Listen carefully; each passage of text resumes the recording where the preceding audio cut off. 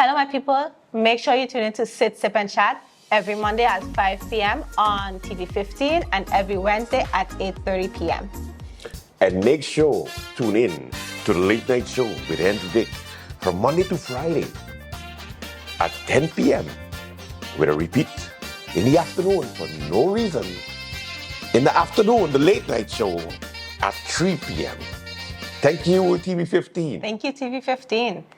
Make sure to tune in. Make sure to tune in to the Late Night. And Sit, Sip, and Chat. Late Night.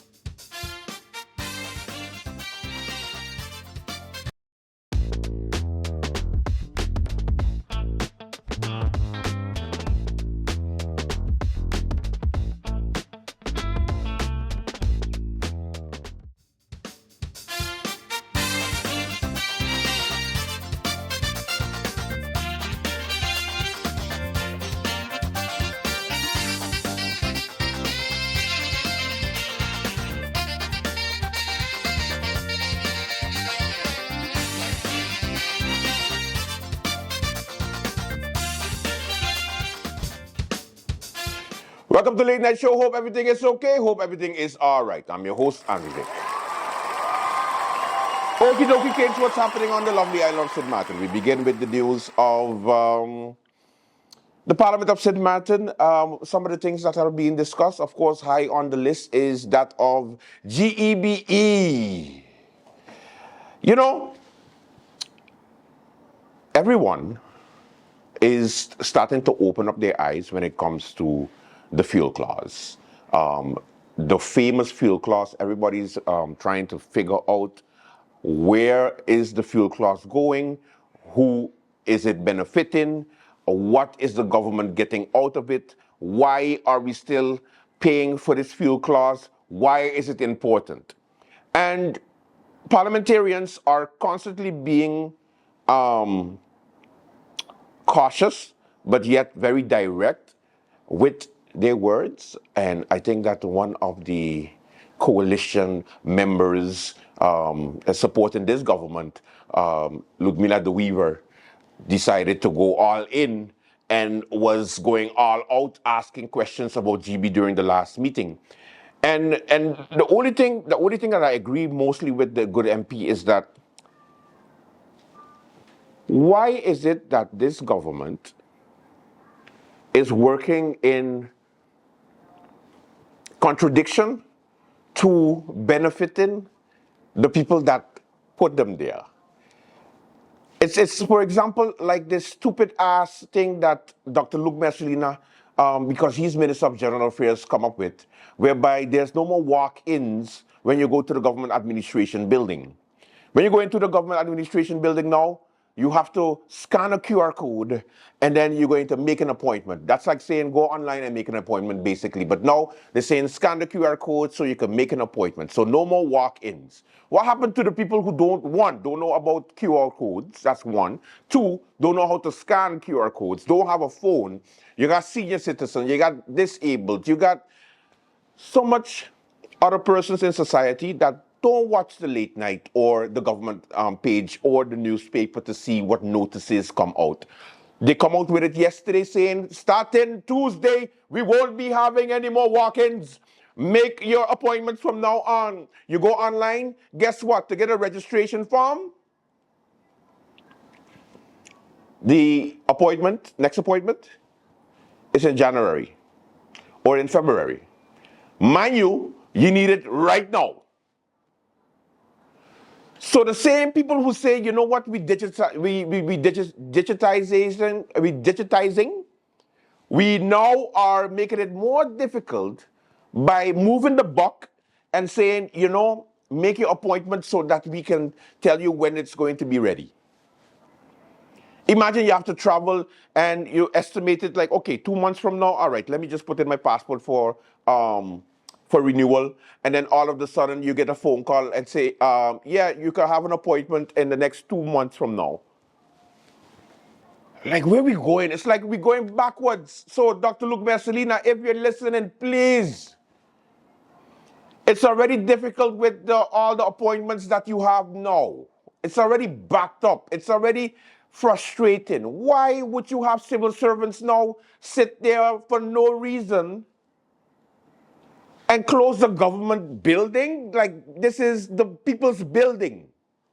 I ain't saying you're closing it to the public, but I'm saying might as well you do, because you're not even providing the services that you need to provide to them. A registration form, a detailed registration form, a proof of address, that's a registration form, ID card renewal.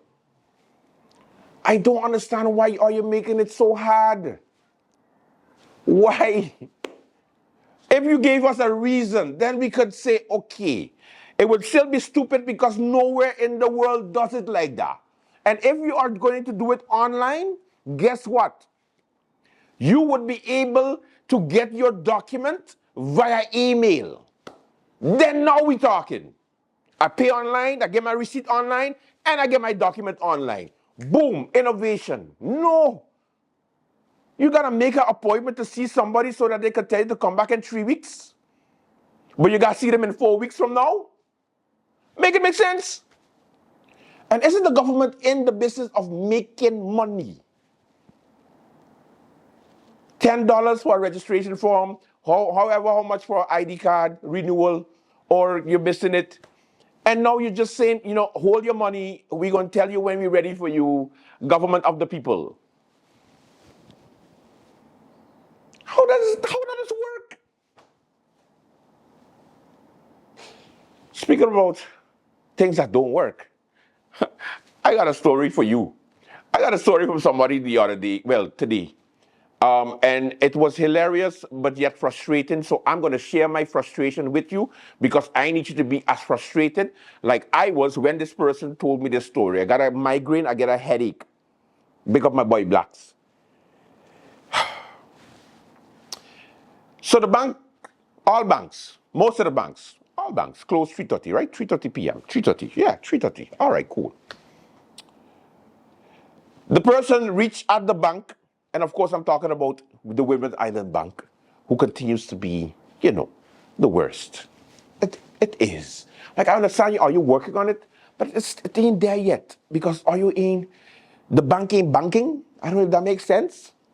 The bank ain't banking. But anyway, so the person reached there at 3:20. Pete, put on the screen 3:20 for me. 3:20. All right, put down the clock. Let me go. Yes, yes. The bank, because they got 3 middle doors, like vaults. So then they come, pop. 3:21 now. Yes, it's 3:21. Yes.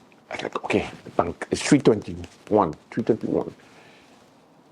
The security guard watches this person through the double glass door and said, close. 3:30, close. Person say, why am I talking outside while this nigga inside? But anyway, it's 3:22. It's 3:22. You close 3:30. Man say,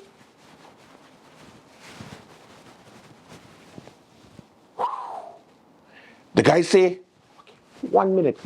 Let me just ask a question. 1 minute. Security guard comes. Yes? What time do you close? It's 3:23 now. 3:30. It's 3:23.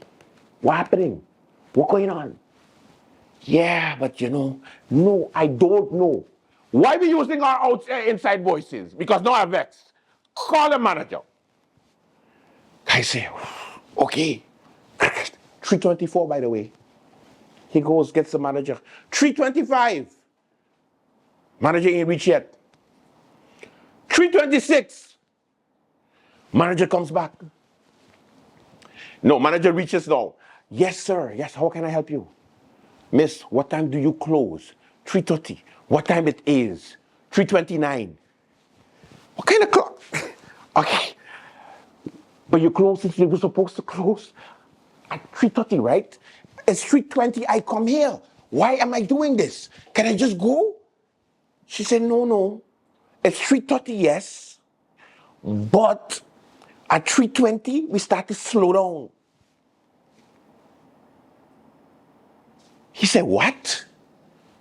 What do you mean, slow down?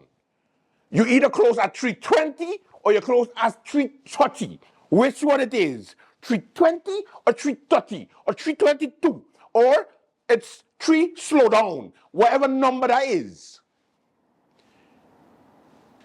She said, sir, it's 3:20. It's 3:30. Sorry. Have a good day. Click. Yo!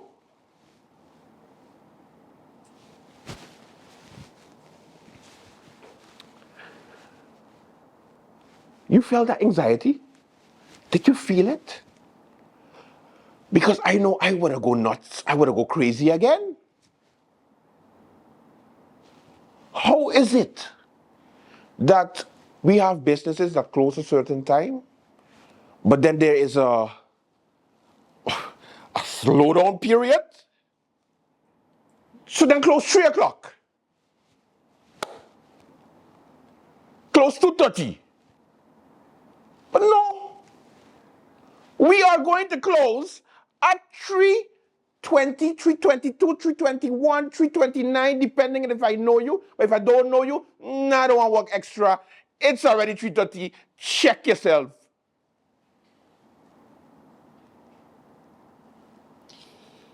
Women Island Bank, or you could do better. No, I understand why you take my account, because I will never take my foot off of your neck, because oil is no good. It's 3:30 or it's nothing. Make up your mind. Don't come with the in-between. Okay? The central bank got tell you what time or you got closed now? I go in with an Island Bank today, and I go in exactly for 3:28 p.m.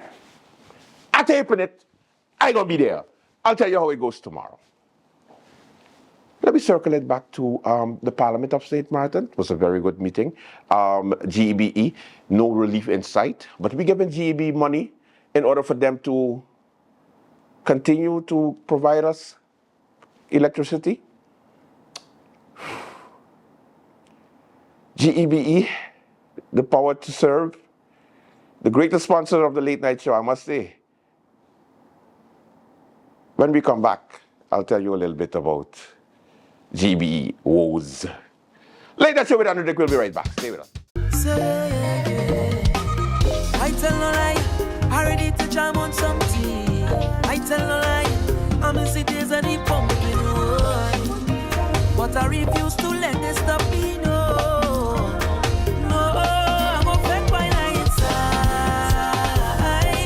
Oh, yeah, yeah. Let's see my demise.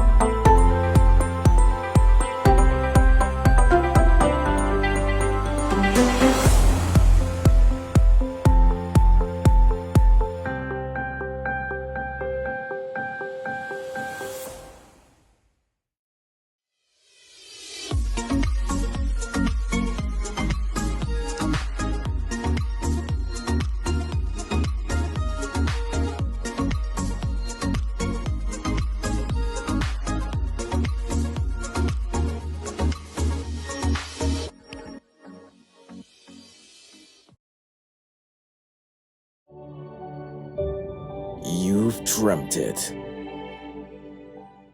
You've worked hard for it. And now you've got it. You deserve to enjoy the fruits of your labor and know that you're covered in case of a disaster, like an unexpected fire or a vehicular collision. At Magical Insurances, we focus on settling your claims quickly and fairly so you can get back to enjoying your life. Magical Insurances, fast, fair, and all.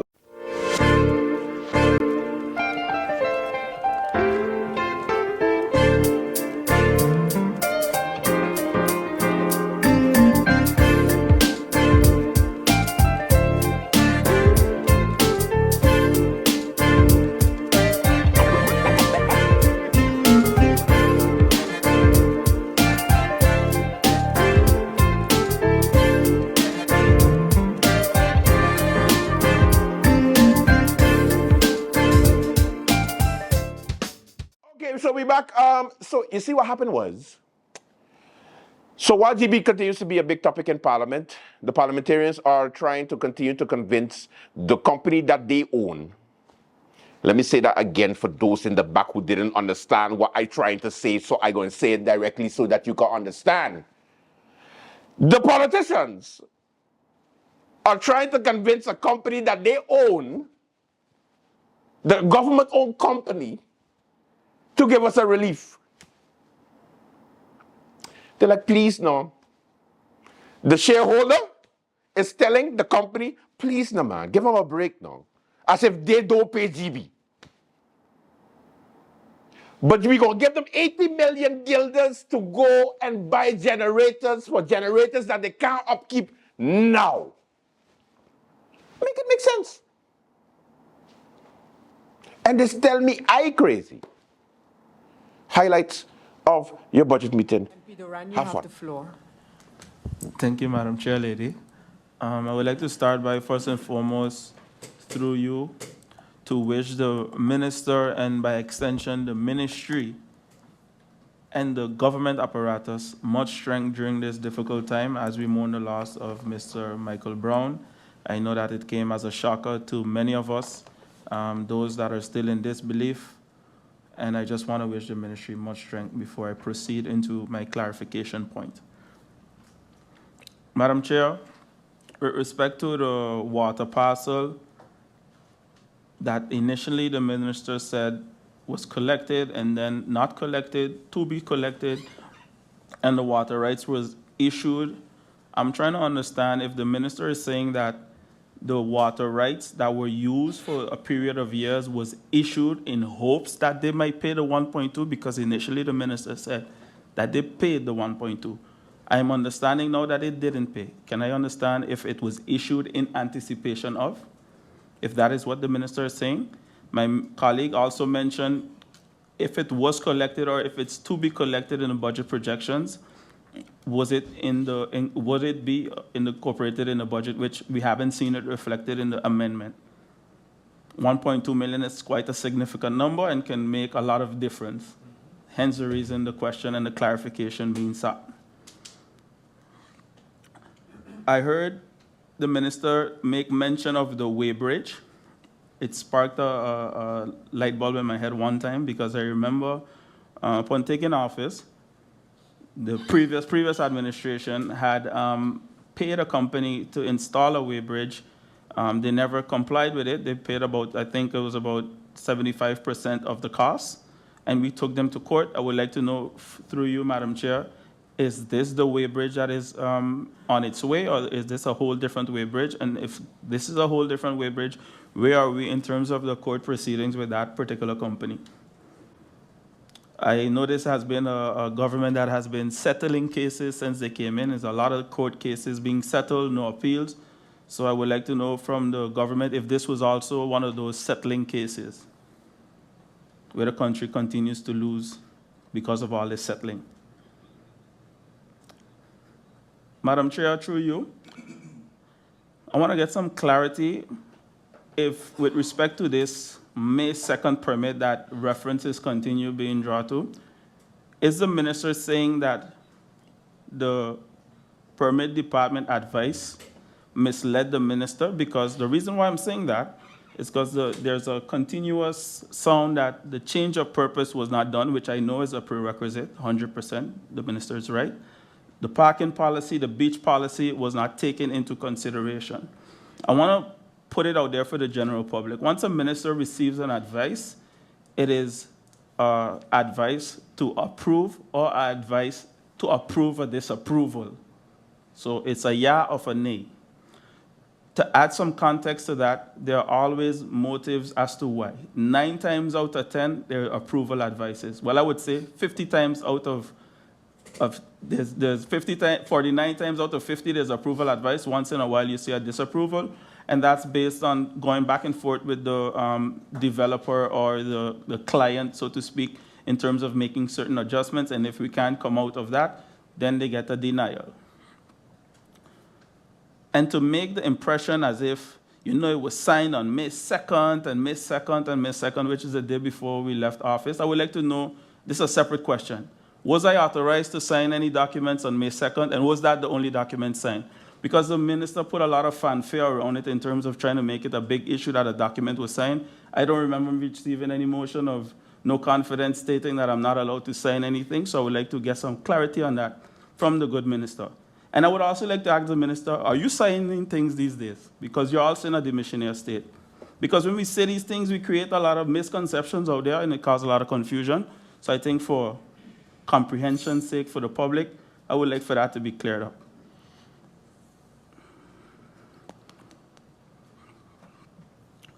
I move on, Madam Chair, with respect to the land that the minister mentioned which in regards to Maho, and it being signed off because it was already issued and it was reissued.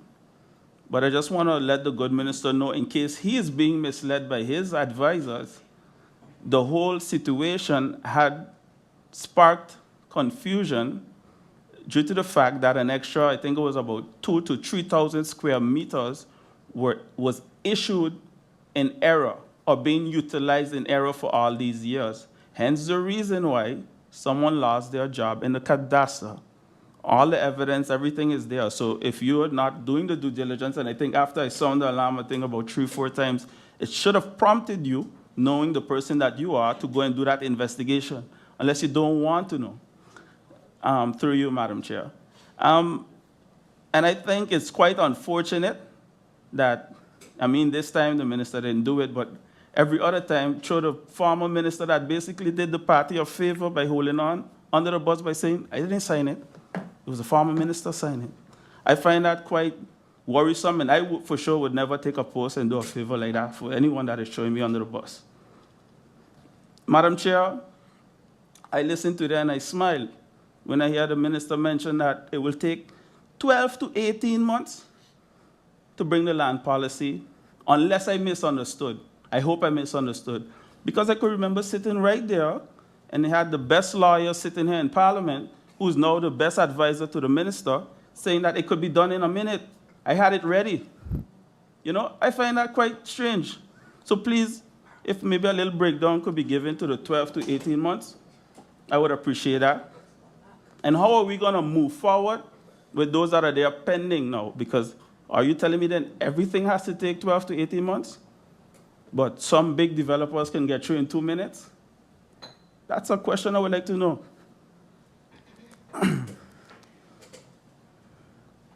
Madam Chair, lastly, the minister mentioned that on April 10th, a message, an email, I don't know what it was, if it was a voice note, a transcript, the minister was reading something.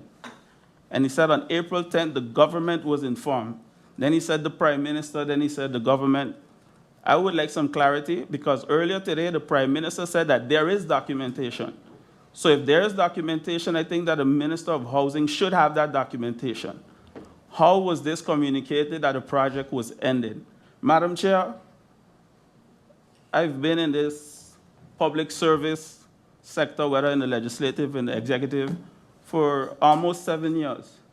And one thing is for sure, I'm not going to waste my time for months back and forth stating that something was so, knowing otherwise.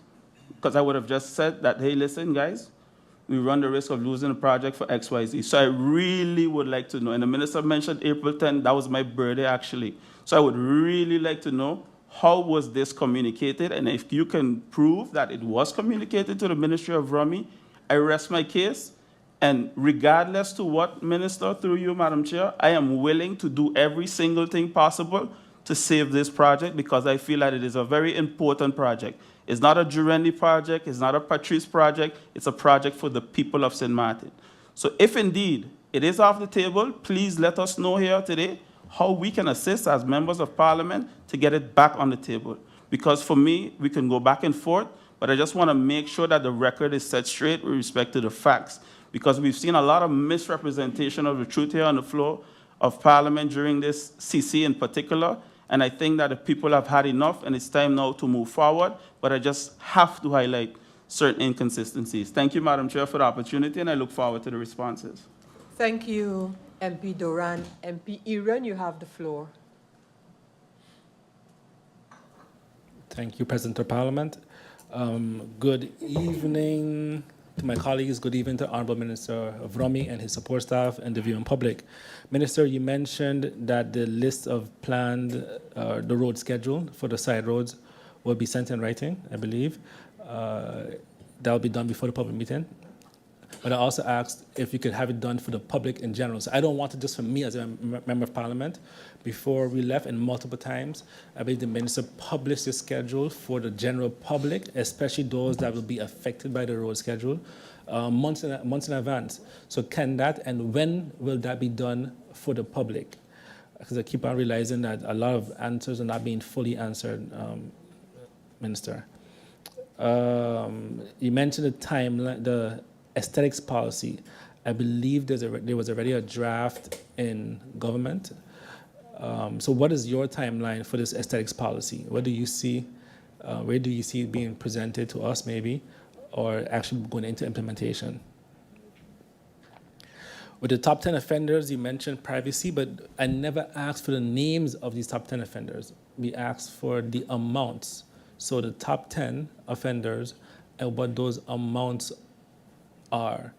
In addition to that, what is the ministry doing to go and actually collect this money? When we look at, we were heavily focused on revenue generation, the Ministry of Finance and Vromi, and like I said, we collected a couple of million. You guys said you have in anticipation of one entity collecting 1.2 million, and I would like to know if that's reflected. Has that been communicated to the Ministry of Finance? Is that supposed to be collected this year? Is that part of the current budget amendment that we have now? That'll be all, Madam Chair. Thank you, MP Irian. Minister, I don't see any except for MP York just indicating that he has something to add. MP York, you have the floor. Thank you, Madam Chair. Good evening, Minister and support staff once again. Minister, I know the following questions doesn't fall 100% under your purview, but with that being said, for what I understood, you are the ideal person to ask the questions to, as it pertains to monuments. Am I correct that that you were also a member of the Monument Council once upon a time? Yes? No? Yeah? Okay, good. So That's my information. No. Okay. That was a little quick in between. Oh, okay. The reason why is because, as you know, maybe would know, a hot topic is the monuments on the Diamond Estate Hill, right? And I would more use that as an example, but monuments in its totality when it comes to the ruination of them. I don't know if you're up to date with the motion that was passed last March. So it's over a year ago, about a year and a half ago, where it was unanimously passed that both the Departments of Culture and Vromi and Ministry of Vromi would, make a detailed monument list, or add to the existing monument list. But where Vromi was concerned, the spatial planning ordinance would be adjusted where you could establish violations for monuments, the ruination of monuments, and the penal code thereof. My question is, for what I understood from the prior administration, and also investigate the offenders. What I understood from the prior administration that the investigation started. I think a name or two was identified. Are you aware of the then investigation? Has it continued, or is it something that you plan to pick up? If you're not aware, do you plan on picking it up, seeing the necessity of it moving forward? And what is your stance, seeing your experience being on the Monument Council, when it pertains to violation, establishing proper violation for offenders and repeat offenders? So that would be my question pertaining to the monuments, because especially with Diamond Estate is concerned, contrary to, although the Honorable Prime Minister explained that recently there were some they were cleaning up in the area of, but history has proven that a lot of times it's cleaning up, and every time they clean up, one piece of the monument disappears, and the next piece disappears, and the next piece disappears until it just disappears in the middle of the night and no one knows anything. So moving forward, my question would be, what are the plans of the ministry when it comes to protection of monuments, when it comes to the violation of when it comes to ruination of the monument, and what is the status of the investigation as it pertains to the offenders that ruined this one? That was my question pertaining to the monuments. The minister answered some questions that I posed prior, in particular to the St. James Estate questions as it pertains to the car wrecks, that Vromi moves car wrecks and not abandoned cars. Also, that because it's private property, it would have to be with permission of the landowner. But the minister also said through you, Madam Chair, that it's the responsibility of the landowner to organize it themselves. So I didn't fully understand. So is it something that the landowners can request but not depend on Vromi to do it all the time?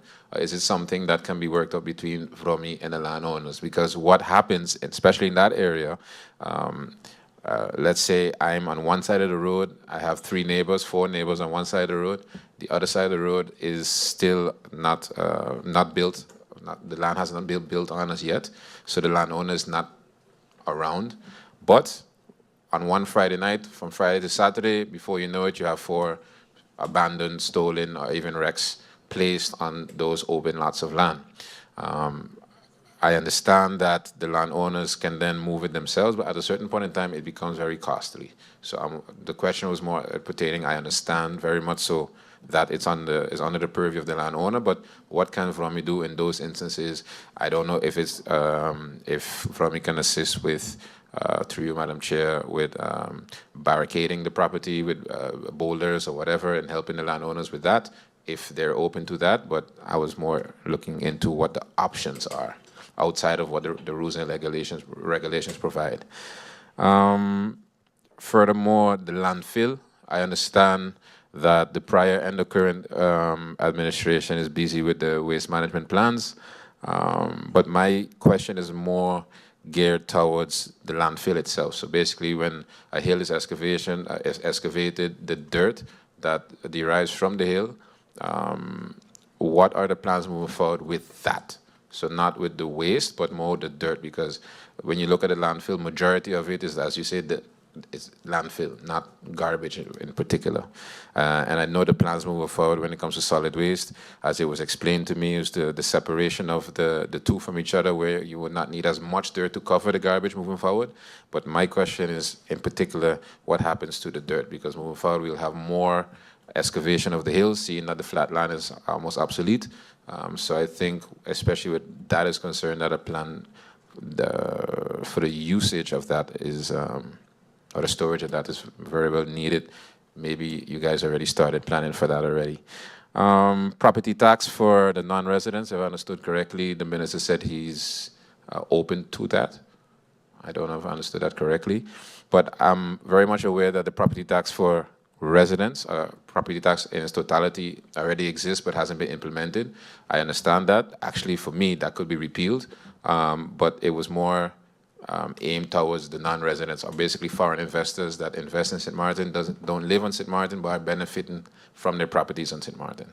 So that, just to be specific, that is what my question was geared towards. And that would be it for my question. Oh yeah, and moving forward when it comes to the road resurfacing, my question would be, would the minister be open to implementing 3 things: drill cores prior, drill cores post, and height surveys before any asphalt is being laid? Yes, thank you. Thank you, MP York. MP Otley, you have the floor. Thank you, Madam Chair. Good day to the Honorable Minister of Vromi, his support staff. Through you, Madam Chair, to the Honorable Minister of Vromi. I specifically asked the question as it relates to GEBE because I noticed, like you said, there's hopes and plans that this will be rectified as the minister in charge of GEBE or over GEBE. Many times, like I stated in press briefing, the question would be directed to you, Honorable Minister, but yet I am seeing the Prime Minister, and then when I realize the budget of VROMI, of course, is taking the hit, the CAPEX aspect of it, and I would like to know the Minister's thought on that. I would like to know your thought on the process of GEBE being placed in the CAPEX for VROMI. I would also like to know your plans, Minister, for VROMI. And I ask this specifically because the Prime Minister answered a question today, is the concession ordinance still valid? And I'll await certain answers and I'll dive into, I see you smile, dive into why in the public meeting. Also, are you aware, well, while we have the Honorable Minister of TEAD here sitting as an MP, are you aware that the responsibility and power that you have when it pertains to national crisis? And I hear the Prime Minister speak of a national crisis, but the power is implicated for the Minister of VROMI in a national crisis. Also, the Minister of TEAD controls the tariff and pricing. So we have the two relevant ministers that can actually bring relief and change to the people. And yet, I only see the Prime Minister. So I would urge you, Minister of VROMI, not to throw your hands up, but definitely use some of those innovative ideas. You have innovative staff members, and you have a good controller right there. I don't know his necessary function in the cabinet, but if someone can bring budgetary ideas, I believe is that young man right there. So I would like to know the aspect of it, and again, I refer to the concession ordinance. And if we are speaking on an ordinance, then an ordinance is trumps the policies and decrees and stuff. So therefore, I would like to see the thought pattern on it. And then if you are not familiar with the ordinance, once you read the ordinance, then I would like for the Minister of VROMI to tell me how he intends to take control of the situation. Time for a commercial break. When we come back, more late night. Stay with us.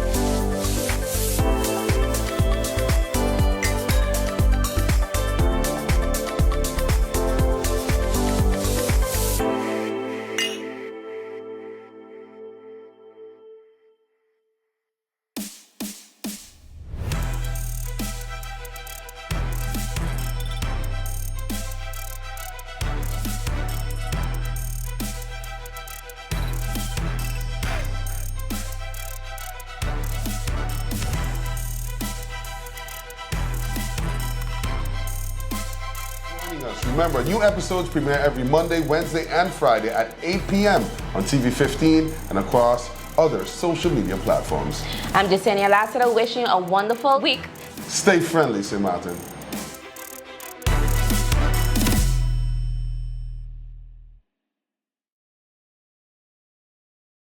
I'm having trouble with my internet. It's dropping in my bedroom and the kitchen. Problem in your internet is your Wi-Fi. You see, things like the size of your house, the building materials you use, like concrete walls, whether you have multiple floors. And let's not forget the distance between your modem and your devices, like your computer, your phone, TV. All these have an effect on the quality and the strength of your Wi-Fi. How do you know this stuff? You need to check Telem. They have mesh devices that allow you to create your own smart Wi-Fi network to cover your entire home. It's a few small devices working together like a team to cover your entire house with strong Wi-Fi signal. Super easy. Here, I get one from Telem today.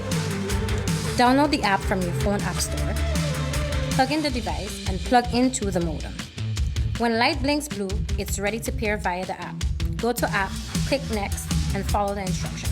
Place the second device where you need coverage. Boom, now you're covered. Tell makes it super easy. They offer convenient payment plans of just $12 a month. And my guy, and if you opt to get the fiber plan, they'll come and install it for you. Guess what? For free. Oh, wow. I'm gonna get my smart Wi-Fi plan today. Hey, let's do this thing. Day self. Get your smart Wi-Fi from Telem today.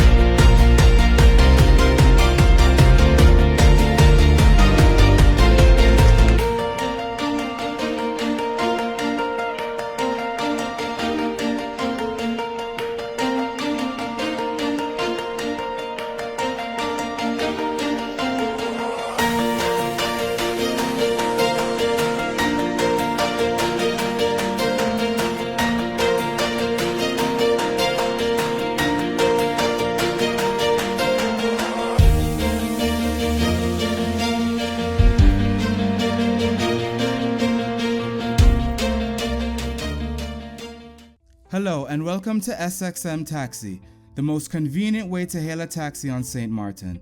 Our app is strictly dedicated to licensed taxi drivers only on the island of St. Martin. You must have an active authorized taxi license and driver's license to be approved to use our service. Our app is designed for the convenience of both customers and drivers. Customers simply download the app, upload a credit card, and have immediate access to any driver available nearby. Once you sign up and are approved to drive, you can choose when you want to use the app by toggling the switch at the top center of your screen to either online or offline. When you are online, you will be alerted for passenger pickups in your area, be visible to riders, and be able to accept rides. When you are offline, you will not receive alerts and you will be invisible to riders. This feature is available 24 hours a day, 7 days a week to use at your discretion, making the app extremely flexible and user-friendly for the driver. Once the rider requests a taxi, a notification is sent to all drivers in the vicinity. The first available driver to accept the ride gets the fare. Once you are alerted of a potential fare, you can accept the trip by clicking the Accept button at the bottom of your screen. The app's built-in GPS feature will then guide you directly to the rider's location. By clicking the 3 dots in the upper right-hand corner of your screen, you can choose from 3 different GPS integrations: Apple Maps, Google Maps, or Waze. This feature gives you the ability to use the GPS platform you are most comfortable with. Please keep in mind that you must download the GPS app that you prefer separately onto your phone in order to use this feature. We recommend downloading the Waze GPS app for best results, as we find it to be the most accurate and up-to-date GPS platform. Once you arrive at your passenger pickup point, slide the Mark Arrived arrow at the bottom of your screen. For added security, the app will require you to enter either the last 4 digits of the passenger's phone number or an OTP code that was provided to the rider. This built-in safety feature protects drivers from unwanted or incorrect passengers. Once you enter the correct code, the ride can start by swiping the slide to begin arrow on the bottom of your screen. Once the trip is complete, simply swipe the slide to end ride arrow on the bottom of your screen. The fare is automatically calculated and charged to the rider's credit card. You are now ready and available for your next ride. Driver sign-up bonus fees. All drivers that sign up to use our service will receive an additional 10% booking fee for every fare booked with the app through 2025. In addition, the first 100 drivers that use our service and reach their 100th ride milestone with SXM Taxi will receive a one-time $500 bonus fee.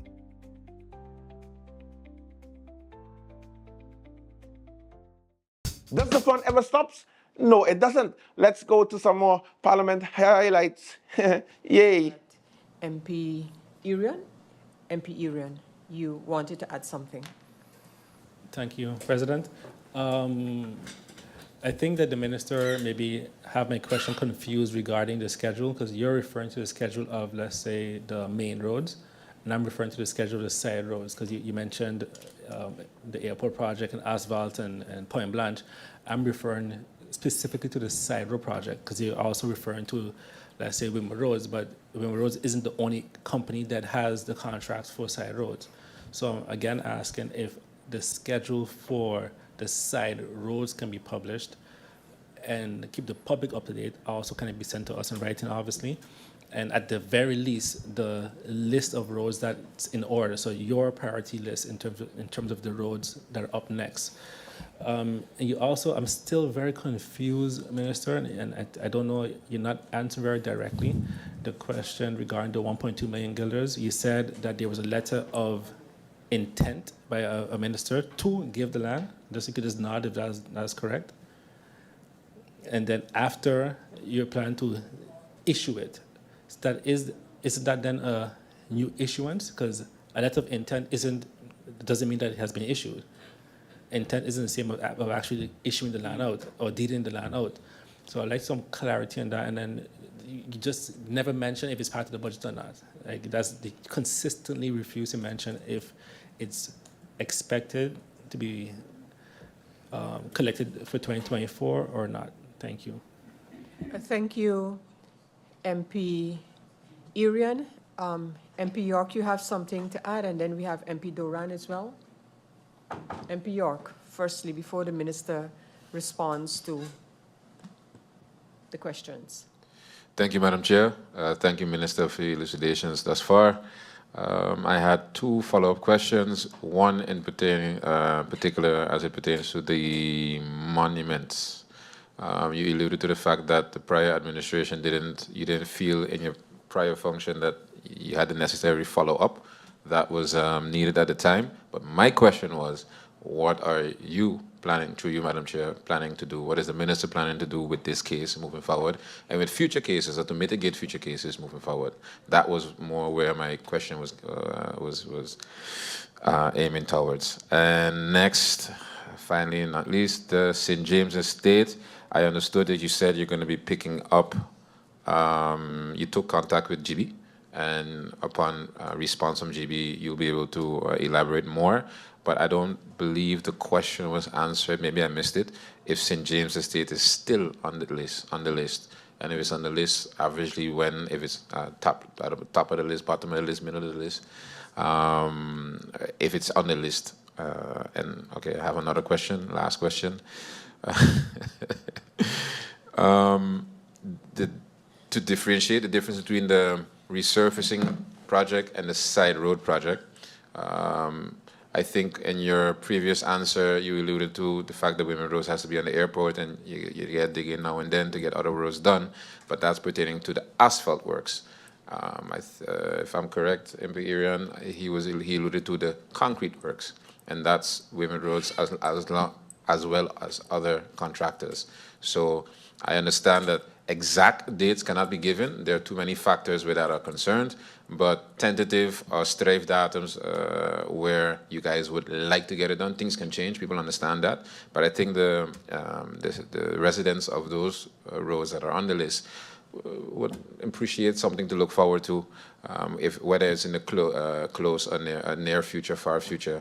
I think that would be enough for them, not exactly exact date to say the 12th of the month or the 11th of this month. Yes, so those would be my questions, Madam Chair. Thank you, MP York. MP Doran. Thank you, Madam. Thank you, Madam Chair Lady. The 2 points I have are based on the quick responses that the minister gave. So through you, these are my 2 points. Basically, if I have to be home listening to the radio and hearing this broadcast or seeing it online, I would assume that basically the government of St. Martin is being held hostage by Windward Roads. The reason why I say that is because they're not doing voluntary work. At the end of the day, it's on them to regulate their workload. These bids were done early this year. They know that they won the bid before I left office. All these discussions were had in negotiation, even preliminary discussions on priority roads. So to listen here today on October 16th, to listen to the minister say that we have to see because, you know, the airport and they have a lot of work to do. If I'm Winter Roads, I'm sitting down with my legs crossed now because, okay, we don't have no rush. And we have to be careful when bringing things across. I mean, it's not my job to advise the minister, but I just would hope that the minister would take more of an approach as to, I will do everything in my power to get it done ASAP and really pull up, as they will say, Winter Roads to get the work done. Because at the end of the day, what you're going to have is that we're going to roll over into next year, and there's going to be a lot of delay, which happened already with us in the past. And I hope that we don't repeat the same things again. Also, I would like to get some clarity, Madam Chair, because I don't know if the minister said that the intent and the decree was signed in 2007 or 2013. I would like to know which year the minister mentioned and who minister and or commissioner signed these water rights that were never issued. And lastly, the point of it, the intent being signed and it not being deeded, Minister, please don't insult our intelligence. Once something is not signed, it is a new issuance. It's no ifs, no buts, no maybe about it. You can't take a made brief to the bank. You have to carry a deed to the bank. So I know there's a lot of wordplay taking place here, but I would just like to get some clarity on that so that we know how to move forward. Thank you for the points, and I look forward to the clarification. Thank you, MP Duran. MP York. Thank you, Madam Chair. I understand through my colleague and with the minister that there's I think, a misunderstanding in what happens when it comes to scheduling of these works. Given my prior function, I've been on the other side of the, I would say, of the room when it comes to receiving orders and having to execute. I think moving forward, what would be more conducive to the totality of the works, basically, is if the government signs a contract today with whichever contractor for X amount of works, that if government does not have an idea on when they want to execute those works, that in the contract stipulates, hey, if it's January, look out for us sometime around July, look out for us sometime around November again, in the further execution of the phases of the work. So give a phased out contract. Because if we sign today as a contractor, right, and today is January, we execute the first road. After that, if you or if the government does not know when they want to execute the next road, that contractor will move on and continue with their daily works. And if, for example, government were to come after 3 to 4 months or 6 months afterwards and say, hey, we're ready for the next phase, that contractor is not sitting down idly by waiting on whenever government is ready. And that's where you get the combating scheduling. So that's where sometimes it'll be like they don't have the time, whereas it's a scheduling issue. So I think when it comes to transparency and forward thinking when it comes to signing the contract, before you sign the contract, the government has an idea when they want to execute the works. That way, the contractor can also plan this and schedule the year accordingly. Before we go, let me just tell all you one thing and one thing only. The meeting that we're having right now in Parliament is the amendment to the 2024 budget. It is not the 2025 budget what we're supposed to be discussing. This is an amendment to the 2024 budget. Are we backwards? Don't let me answer that. That does it for the Late Night Show. Thank you so much for watching. Until tomorrow, do have a safe and pleasant one. Bye-bye.